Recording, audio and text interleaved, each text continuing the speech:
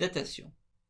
En 1940, en Dordogne, 4 adolescents découvrent par hasard une grotte qui sera nommée plus tard grotte de Lascaux. On trouve sur les parois de nombreuses représentations d'animaux. Une question se pose alors: comment dater ces peintures rupestres? On peut utiliser la méthode de datation carbone 14. L'élément carbone existe sous la forme de plusieurs isotopes. Le plus abondant est le carbone 12.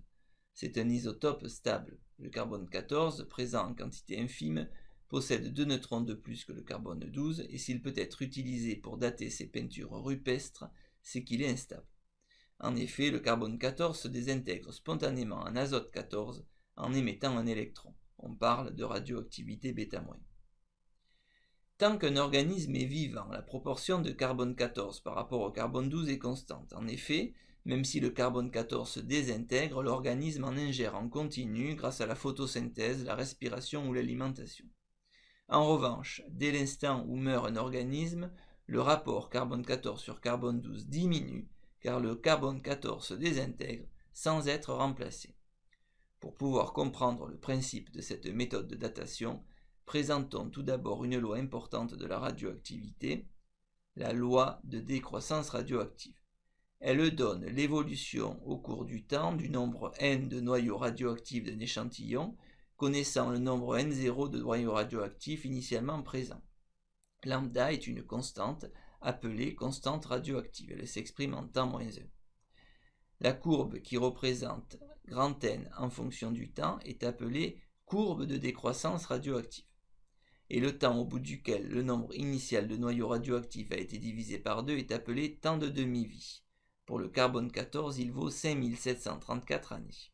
On peut le retrouver graphiquement en lisant le temps pour lequel n est égal à n0 sur 2 sur la courbe de décroissance radioactive. Le temps de demi-vie se lit alors sur l'axe des abscisses, 5734 années.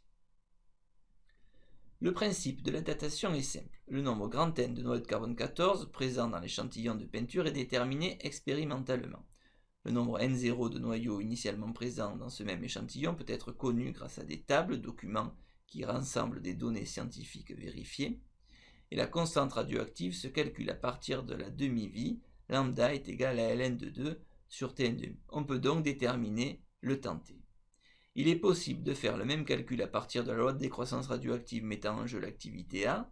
On rappelle que l'activité d'un échantillon est le nombre de désintégrations radioactives par seconde ayant lieu dans l'échantillon.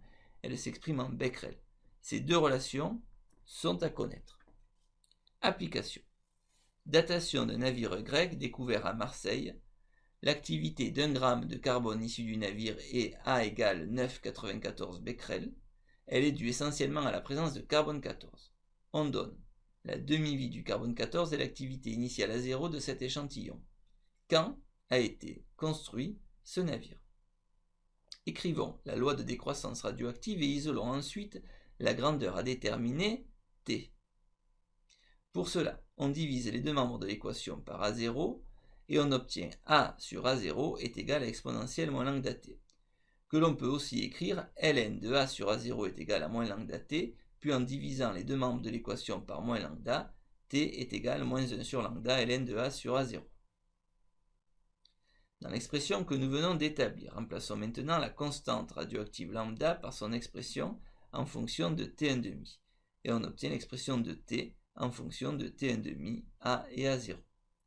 Lors de l'application numérique, on remplace A par la valeur mesurée, A0 par la valeur fournie dans les données, et enfin le temps de demi-vie par sa valeur en années.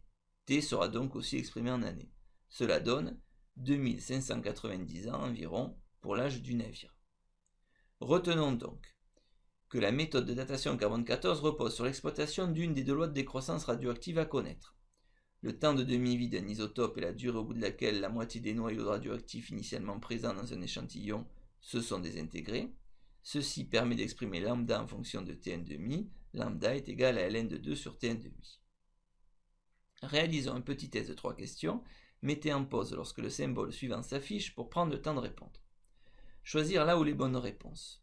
La loi de décroissance radioactive s'écrit A égale à 0 exponentielle moins lambda T, A égale à 0 exponentielle lambda T, A0 égale A exponentielle lambda T. La réponse A est juste. C'est la relation que nous avons donnée plus tôt dans la vidéo. Si on divise de part et d'autre du signe égal par exponentielle moins lambda t, on obtient a sur exponentielle moins lambda t est égal à a0. Soit a fois exponentielle lambda t est égal à a0, donc la réponse C est aussi juste. Choisir là où les bonnes réponses. Le nombre de noyaux restants au bout d'une durée égale à t1,5 et n égale 2n0, n égale n0 sur 2, n égale n0 exponentielle moins lambda t1,5.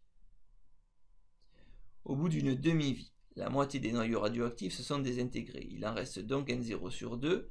La réponse B est juste et la réponse A est fausse. Rappelons la loi de décroissance radioactive. Si on remplace T par T1,5, on obtient aussi le nombre de noyaux radioactifs restants. La réponse C est aussi juste. Choisir la bonne réponse. Un élément radioactif possède un temps de demi-vie de 517 ans.